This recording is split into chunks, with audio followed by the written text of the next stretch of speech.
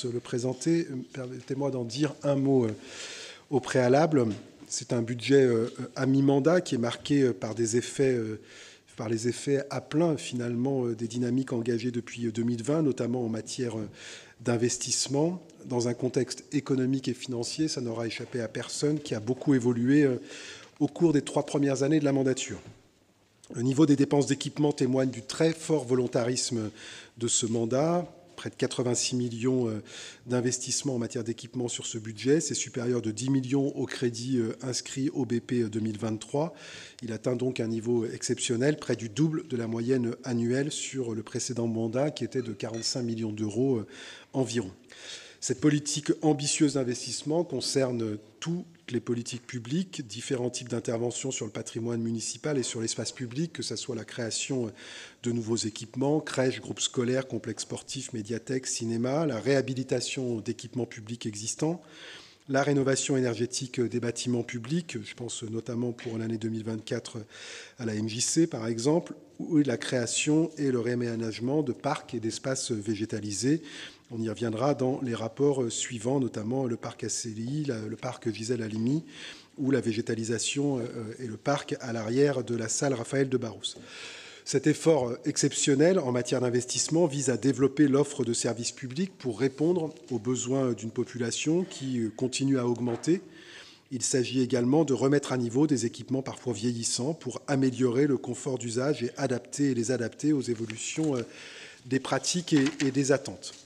Une partie importante de ces dépenses d'investissement s'inscrit également dans la mise en œuvre de la transition écologique par l'amélioration de la performance énergétique des bâtiments.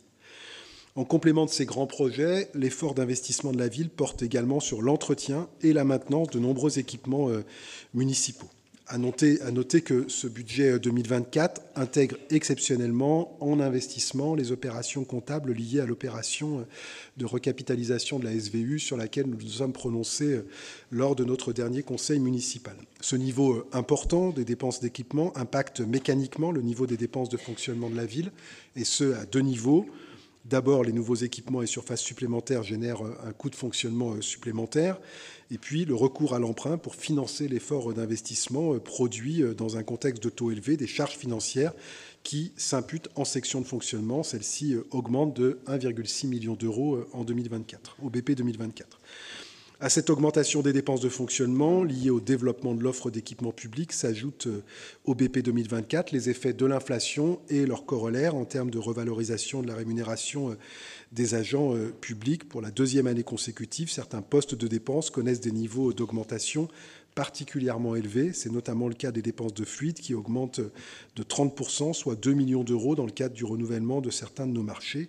Et puis plus largement, les charges générales connaissent une augmentation de près de 10%. En matière de ressources humaines, je l'ai évoqué sur l'évolution, notamment du point d'indice, mais ça représente en 2023 près de 2 millions de dépenses supplémentaires au budget 2024. Le budget 2024 intègre également le lancement d'actions nouvelles, ainsi que le déploiement d'actions engagées précédemment, l'ouverture de la crèche LNK à la Soie, la nouvelle MSP à la Rayonne l'autre Soie, l'agrément d'un nouveau centre social à Croix-Luizet, mais aussi la nouvelle équipe de médiation sur le quartier Saint-Jean. Le retour des grands rendez-vous culturels avec la fête du livre jeunesse, une nouvelle édition du festival Les Invites en juin.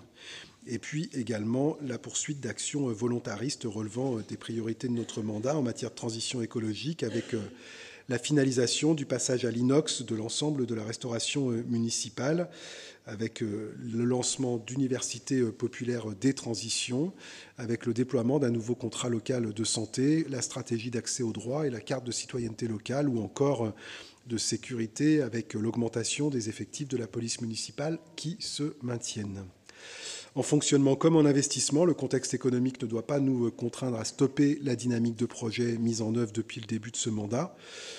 Cela étant, il est de notre responsabilité de modérer l'augmentation des dépenses de fonctionnement afin notamment, nous l'avons toujours affirmé, de préserver la capacité d'autofinancement et de limiter le recours à l'emprunt.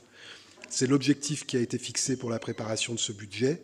Plusieurs enveloppes de dépenses ont ainsi été revues à la baisse pour s'ajuster à la réalité de leur consommation, mais aussi pour certaines dans le cadre d'une réinterrogation des dispositifs qu'elles financent. C'est le cas en matière de prestations, de masse salariale, mais aussi des enveloppes de subventions. Enfin, les effectifs de la collectivité sont stabilisés. Ce travail fin d'ajustement permet de limiter l'augmentation des dépenses de fonctionnement à plus 4,2%, soit plus 6,7 millions d'euros.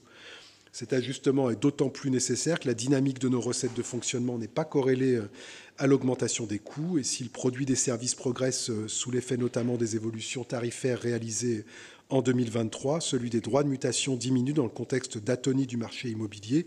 Les subventions perçues par la ville augmentent de 1,6%, les dotations de l'État de 3,6%. Et donc, afin de consolider notre capacité d'autofinancement au regard du niveau de notre effort en investissement, nous avons donc dû nous résoudre à augmenter le taux de fiscalité locale de 10%. La mobilisation de ces différents leviers permet de dégager une épargne brute de 28,27 millions d'euros, soit un taux d'autofinancement brut de 14,7, en augmentation sensible par rapport au BP23 qui était à 9,7. Et l'emprunt d'équilibre prévisionnel s'établit donc à 42 millions pour 2024. Ce budget est donc à la fois un budget très ambitieux, mais aussi un budget de responsabilité. Responsabilité à court terme, car il poursuit l'effort engagé pour adapter l'offre d'équipements et de services publics aux besoins de la population villeurbannaise, et plus largement pour adapter la ville aux enjeux du présent en termes de changement climatique, de sécurité et de cadre de vie. Mais aussi responsabilité pour l'avenir, car il mobilise tous les leviers pour contenir l'augmentation de l'endettement et préserver en cela des marges de manœuvre à moyen et à long terme. Je laisse la parole à monsieur l'adjoint aux finances, Jonathan Bocquet, que je remercie avec l'ensemble des services et des élus mobilisés autour de lui pour le travail qui a été difficile, mais qui a été mené, en tout cas, moi, à ma plus grande satisfaction, hormis la question de l'augmentation des impôts, mais ça fait partie des décisions que nous avons dû prendre. Monsieur Bocquet.